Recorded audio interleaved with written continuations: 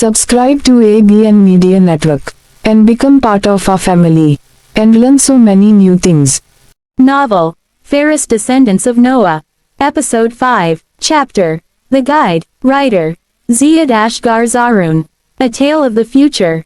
As soon as Mishu entered the office, she took off her shawl, but the mask on her face still hid her features.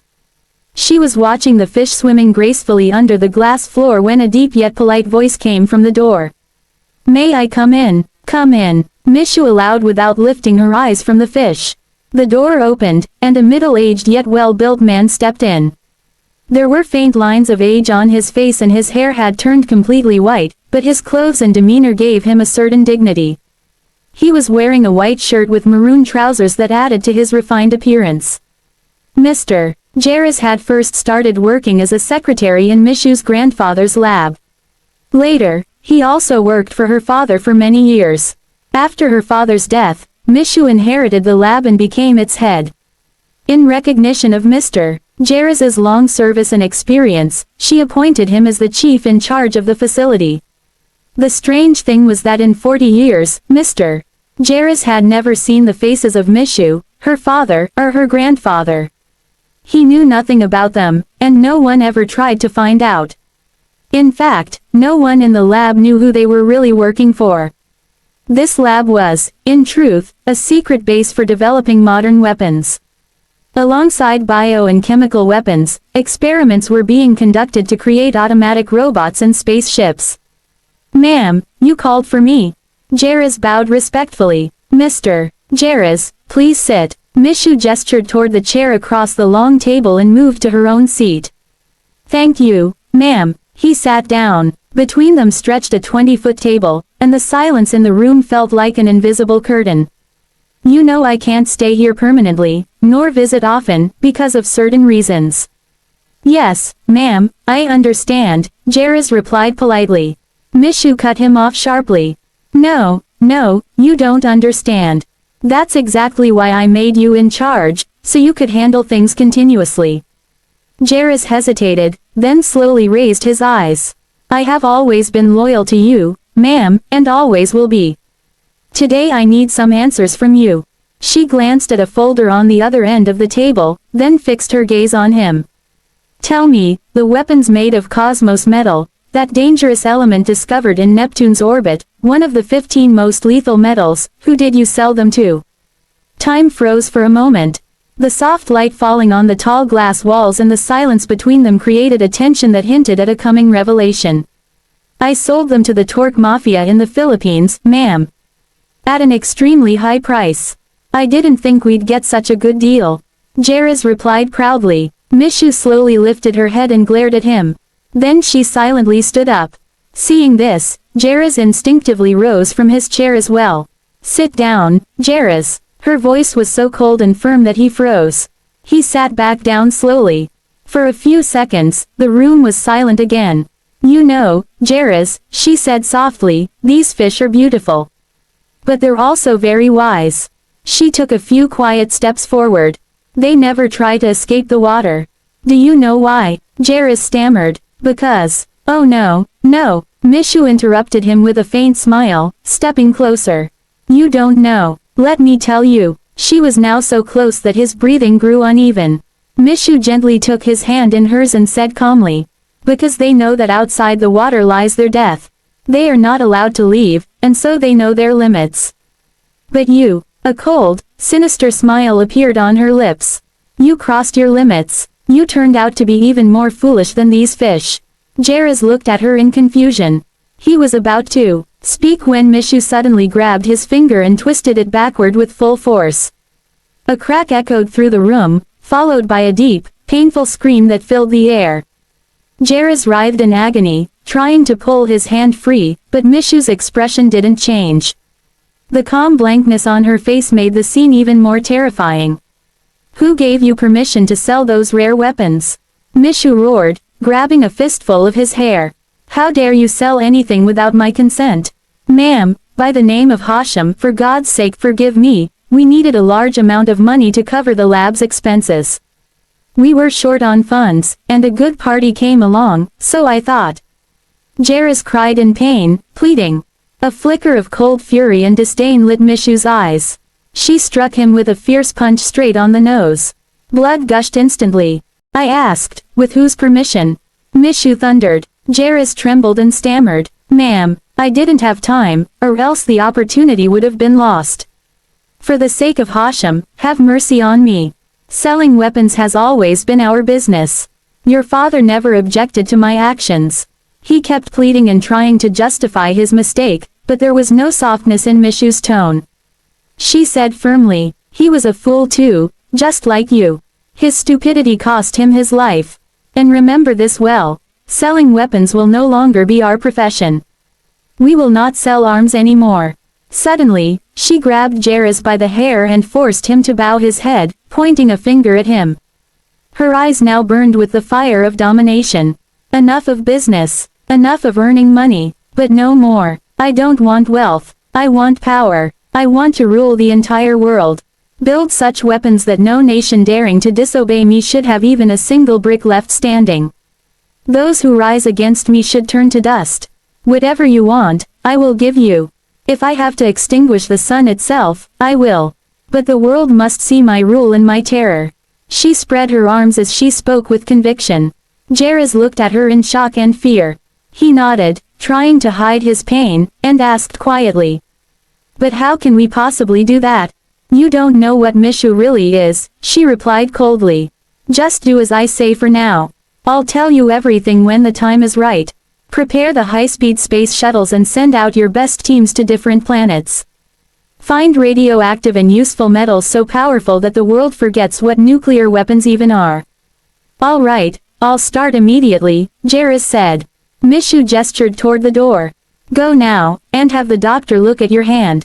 She stepped back. The light in the room revealed the ruthless determination still set in her face. "Why yes, ma'am." Jairus stood up and walked toward the door, his steps filled with both pain and fear. "Wait." Mishu's sharp voice stopped him. There was no kindness in her tone. "The weapons you sold, have they been dispatched yet?" Jairus turned slowly, his lips trembling. "No, ma'am, their delivery is scheduled for tomorrow morning." A faint, wicked glimmer flashed in Mishu's eyes. She stayed behind the table, a half-smile curling on her lips. "Good. Don't send those weapons out. Let them stay in the warehouse."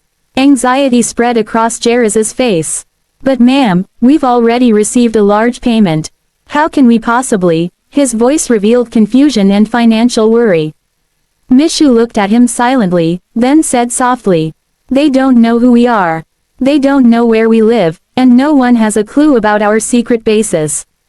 We've ended the business of selling weapons, so what's there to fear? Leave the weapons in the warehouse. Keep half of the payment for yourself, and put the rest in my vault." When she said, "Keep half for yourself," the greed for pounds instantly replaced the fear on Jairus's face. His eyes flickered with relief, and a faint smile appeared. "Yes, as you command, ma'am." Jairus replied respectfully and left the room. The echo of his fading footsteps slowly disappeared down the hallway. Mishu sat back in her signature chair, closed her eyes for a moment, and drifted into a distant vision, one where her empire ruled the entire world. The sun's soft rays had not yet fully spread across the earth when Paras and Safwan emerged from the basement and went straight to Dr. Furtis's hospital, but neither Talal nor Drive. Furtis himself was there. The two sat down quietly in a corner of the lobby. The hospital was calm, except for the rhythmic beeping of machines and the faint footsteps of nurses. After a few minutes, a well-dressed man entered through the glass door. His face carried a confident smile, and his hair was neatly combed. He walked past them straight into a nearby office. A nurse hurried in behind him but returned barely a minute later. "Doctor has arrived. You may see him now," the nurse said politely, gesturing toward the office. They both nodded in thanks and moved toward the door. Paras knocked lightly. "Come in," a familiar, deep voice called from inside. They entered. "Assalamu alaikum, sir." Paras greeted with a smile. "Wa alaikum salam. Please, have a seat, my son." "Doctor." Furtis gestured toward the chair. They thanked him and sat down. "So, tell me, what seems to be the problem?" "Doctor," Furtis asked in a gentle, professional tone. "Sir, there's no problem, actually, I just came to meet you. Faris said a little shyly. Doctor. Fergus raised his eyebrows, though his smile remained. To meet me, is everything all right? Did you need something? After a brief pause, Faris replied seriously. Sir, I'm Faris Ali. I came regarding my mother's case. Doctor. Fergus opened the record book immediately, adjusted his glasses, and asked. All right, what's your mother's name? Or do you remember the case number? With a faint smile, Faris lifted his head. Doctor. Fergus, I think you haven't recognized me. I'm the son of your friend, Faris Ali.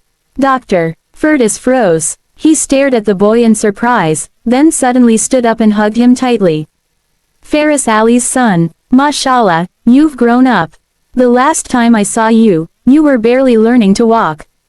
Faris remained silent, resting against his chest. A bright gleam of emotion filled Fergus's eyes. I can't find the words to describe how happy I am. Seeing you has brought back years of memories all at once. Thank you, Fergus. Faris said sadly. Seeing his condition, Fergus sat back in his usual chair and absent-mindedly rang the bell. A young man entered the office. Babar, send 3 cups of tea. At the order, the youth left. After a short silence, Faris moved to the real point. Doctor, I came to learn about my mother's illness. Doctor, Fergus replied in a serious tone. Son, your mother has leukemia, blood cancer in which the bone marrow produces abnormal white cells. These cells interfere with the normal function of healthy blood. Faris asked anxiously. Leukemia, what kind of disease is that? Safwan, looking toward the doctor, asked cautiously. Doctor, could you tell us what stage she's at right now? With regret in his voice, Fergus answered. Sadly, she is at the final stage. Safwan then briefly introduced himself. I'm Safwan. I'm from South Sudan and by profession I'm also in this field. When I heard about Faris's mother I came along. If you explain the nature of the illness precisely, perhaps we can save her. Why not? I'll show you all her reports. Doctor, Fergus said warmly and pulled a file from the drawer, placing it before Safwan. Thank you, Fergus. Safwan said softly and began to read the reports attentively, flipping through the pages.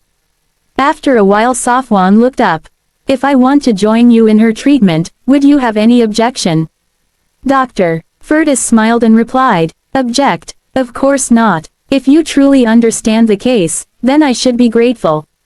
Few people offer help at a time like this. Safwan nodded and returned to studying the file. A few moments later he said, Thank you, doctor. I've read the report. Just one thing, before you do a blood transfusion, please take a sample for me. I want to examine the cancer cells up close. He closed the file politely. Certainly, I'll have a sample prepared. Doctor, Fergus said, taking the file and standing. Then allow me to leave, doctor. We will meet again. Safwan offered his hand. Faris also respectfully reached out, and the two moved toward the door. Once the door closed, a deep silence settled over the room. Ana, Turkmenistan. Soft rays of sunlight filtered through the curtains into the room. The light breeze gently swayed the window drapes, but Jamana slept on, lost in deep, carefree sleep. At that moment the door burst open and Aisha Khatun stepped in. Get up now, it's almost 8. She shook her daughter's shoulder. Let me sleep, Mom, I just fell asleep. Jamana mumbled in a sleepy voice and buried her face in the pillow. You're so careless. You watched movies all night and now you slept in on the university day. Don't you have an exam?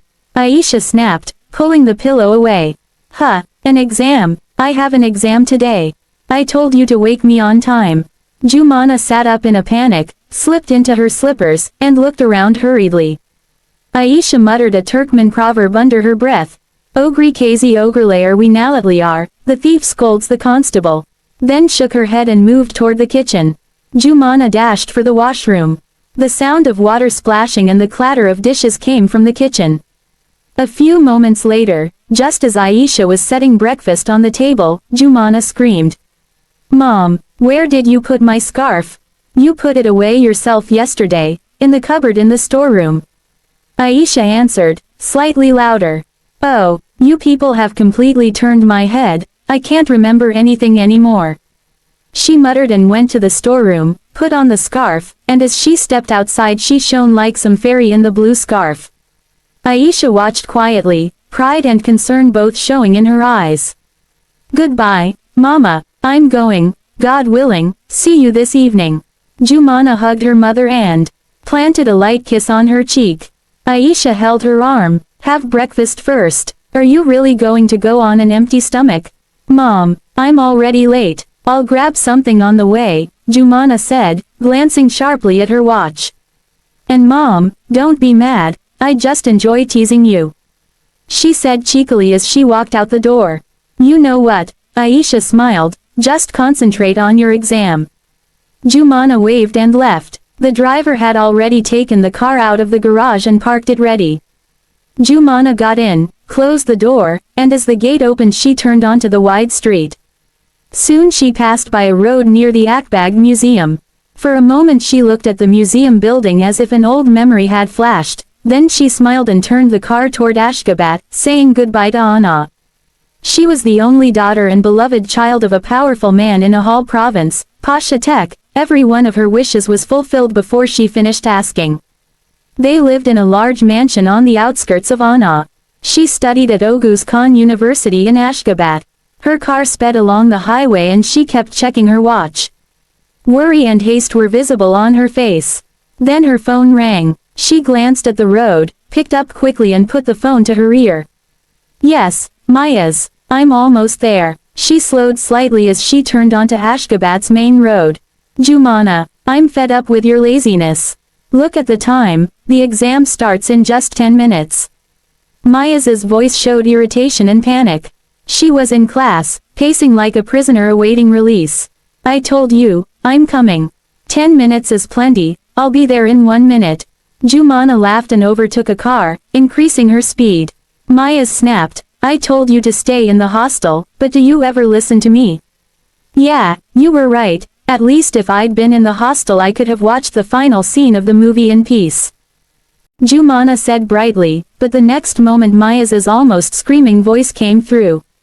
"What nonsense are you talking about? You were watching a movie at home. Are you even in your senses?" Jamana made a face and snapped.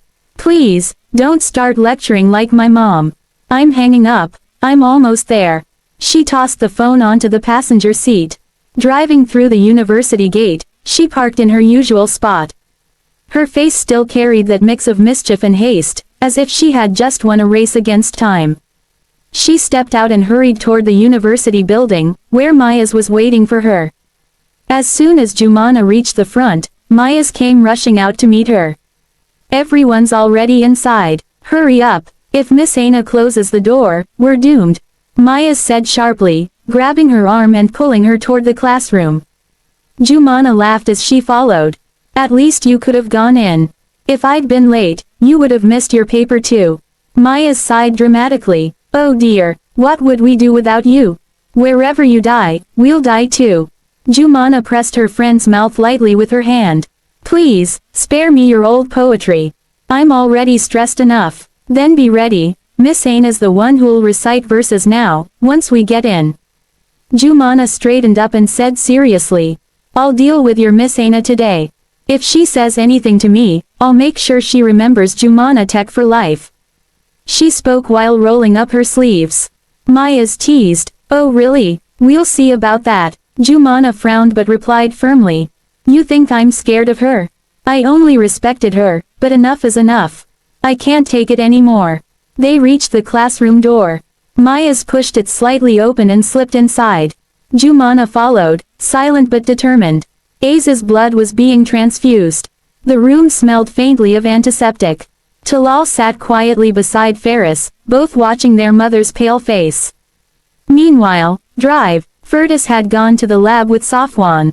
As they entered the lab, all eyes turned to Safwan. He was striking, dark-skinned, with bold features and full lips that clearly marked his African origin. The staff's faces showed curiosity. Who was this stranger working alongside their doctor? "Dr. Fergus, please hand me the blood sample," Safwan said politely, preparing the microscope slide. Here you go, drive. Safwan. Dr. Furtis replied, passing him the sample and connecting the reflectant wire to the microscope so the image could be viewed on the large screen. Safwan carefully placed a drop of blood on the slide, pressed another glass sheet over it, and slid it under the lens. The room fell silent. He took a deep breath, looked through the lens, and murmured, "These are leukemia cells, but..." He paused for a moment. "This observation isn't enough." Looking up, he asked, "Do you have an edro microscope here?" Dr. Furtis looked embarrassed. "No, drive, Safwan. It's too expensive. We can't afford one." Safwan sighed, still gazing at the slide. "I see, that means you don't have the full edro set either. Without it, a complete diagnosis isn't possible." After a moment's thought, he said, "Well, my friend runs a hospital in Mangowal. He has the full setup. I'll have to take this sample there." Before he could continue, a voice came from behind. "Go where?" Ferris stood at the lab door, his face showing both confusion and worry. "Ferris, son, drive," Furtis said gently. "To understand the inner structure of the cancer cells, we need an edroscope. Unfortunately, we don't have one here. That's why drive." Safwan suggests taking the sample to Mangowal. Ferris fell silent for a moment, then looked at Safwan. His eyes showed helplessness mixed with determination. "Then, when do we go?" he asked in a steady but low voice. "I think we should leave right now. Time is precious." Safwan paused, pulled his phone from his pocket, and added, "Oh, and Dr. Furtis, I actually have an extra edro set. I'll call my assistant, he'll send one here for you." Surprise spread across Drive, Furtis's face. "Dr. Safwan, that equipment is extremely costly, how can I accept it from you?" A faint, sincere smile appeared on Safwan's lips. "Yes, it's costly, but not more than a human life," he said quietly. "I know that right now there are only 3 or 4 edro sets in all of Pakistan. But I want the progress to begin here. God willing, within the next 2 years, I'll donate 20 to 30 edro sets to your government." He placed a comforting hand on Ferris's shoulder, and together they walked toward the door. Dr. Furtis stood motionless for a while, his eyes full of wonder, his heart filled with gratitude and hope. If Safwan truly kept his promise, perhaps soon his hospital would become the most advanced medical center in Kashmir. "Are we really going to Mangowal?" Ferris asked as soon as he got into the car, his voice full of disbelief. Safwan smiled faintly and started the engine. "No, not Mangowal, we're going to South Sudan." "What?" Ferris exclaimed. "How will we even get there?" "The same way we came," Safwan replied calmly, hands firm on the steering wheel. Ferris looked at him anxiously. "But the police are searching for you everywhere. This could be dangerous." A shadow crossed Safwan's face for a moment, but he quickly regained his composure.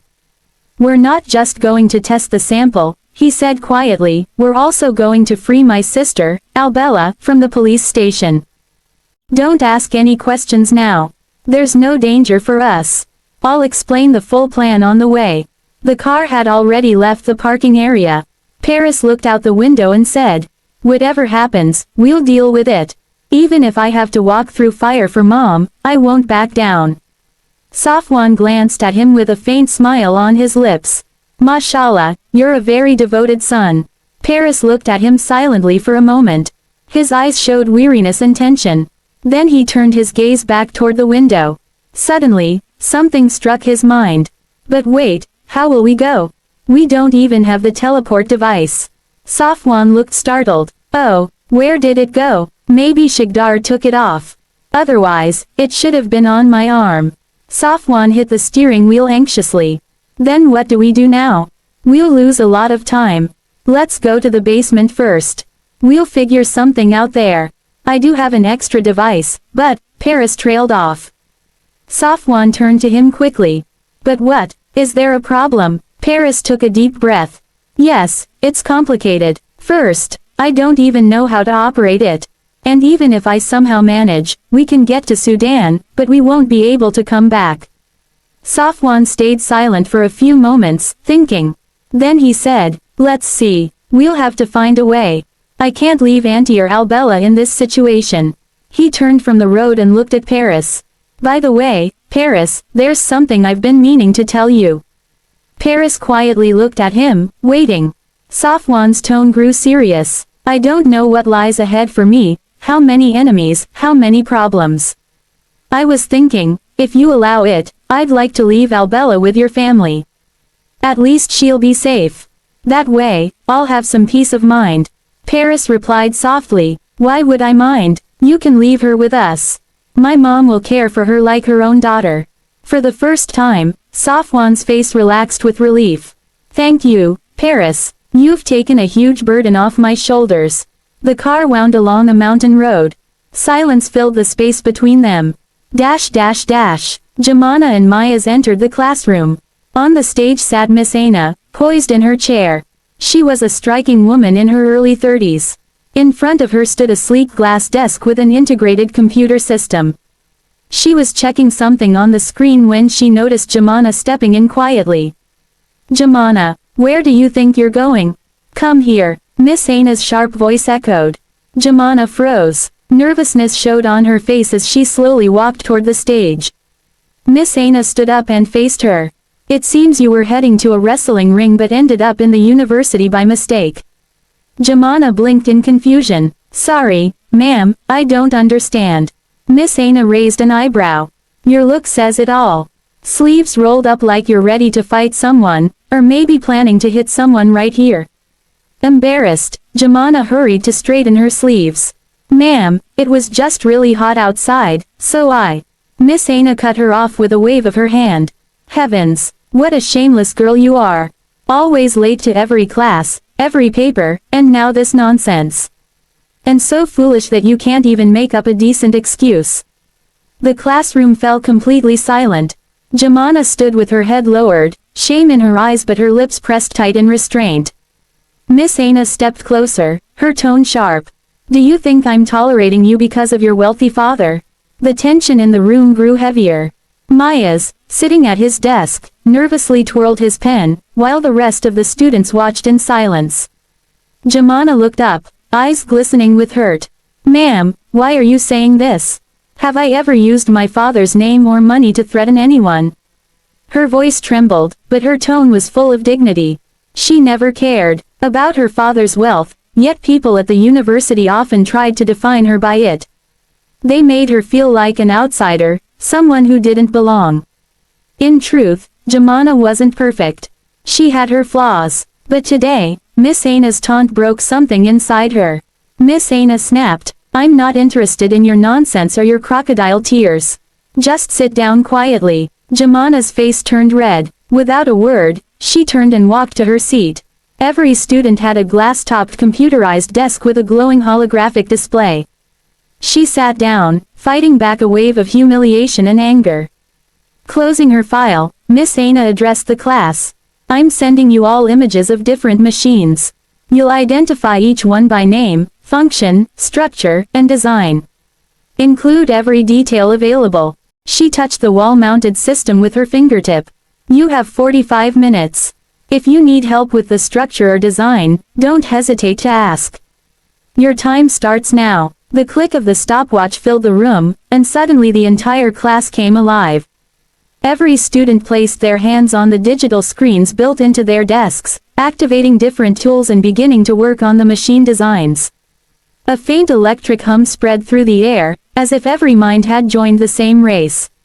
There was too much to do, too little time. But true success is born under pressure, between time limits and competition, when a person discovers the real extent of their abilities. Jamana had completely put aside the humiliation from earlier and was fully focused on designing her machine. Miss Aina had deliberately given her the most difficult one, yet Jamana's face showed no reaction. She worked silently but with remarkable concentration. Inside her was a quiet defiance, a determination pushing her to prove that she wasn't just the daughter of a rich man, she was a capable student in her own right. The only sounds in the classroom were the soft clicks of computer mice and the faint hum of holographic projections.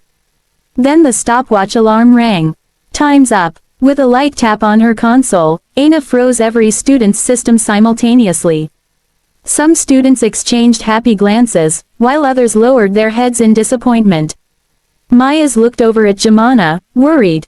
She met his gaze and nodded with a small smile that seemed to say, "I did it." Relief crossed his face too. Oguz Khan University in Turkmenistan was a renowned institution that had sparked a new wave of educational reform across the world.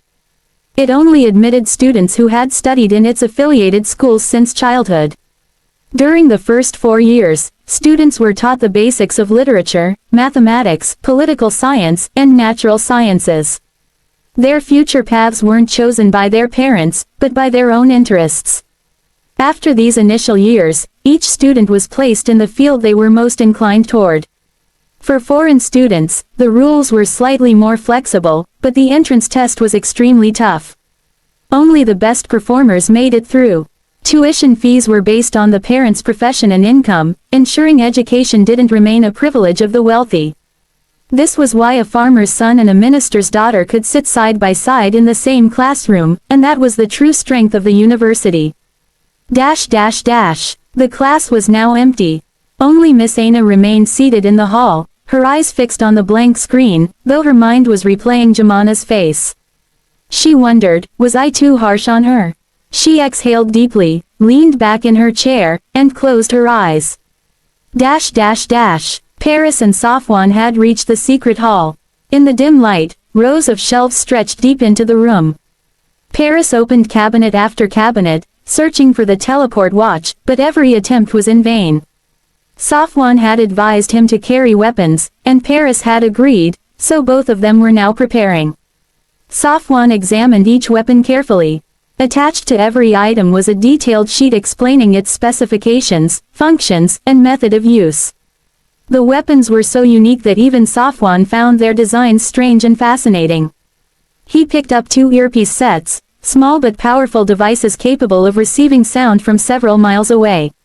Their key feature was their selective frequency focus. When tuned precisely, they muted all background noise and isolated a single clear voice. Next were 2 pairs of high-resolution lenses that could see not only in the dark but also over great distances, so advanced that they could even capture the details of craters on the moon. Then came a long-range laser gun. Its energy beam was strong enough to remain deadly accurate for up to a mile. Paris slipped a small device into his pocket, a portable unit that could turn any ordinary computer into a supercomputer. Its most dangerous feature was that it left no visible trace of any hacking attempt. He also took 2 mobile phones connected directly to satellite networks. These allowed them to quietly tap into any live call and listen to the conversation without detection. They gathered the rest of their essential gear as well. All of this equipment and advanced technology came from Al-Ina, entrusted to Faz long ago. He had used it before, accomplishing missions that had saved many lives. Paris powered on the laptop.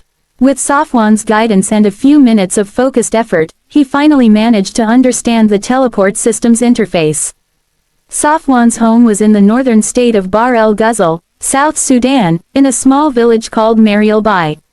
He marked the rooftop of his house with a red signal on the teleport map and then turned to Paris with a calm gesture to follow him. Both moved toward the lift. It was the same one Safwan had entered alone before, but this time they were going together. Paris felt an unfamiliar fear rising inside him, his steps felt heavier. He entered the lift hesitantly, his eyes shadowed with unease.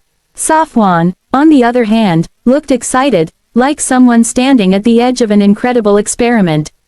Can humans really teleport? The thought echoed in his mind again and again. The lift doors closed, and the hall fell silent once more. To be continued.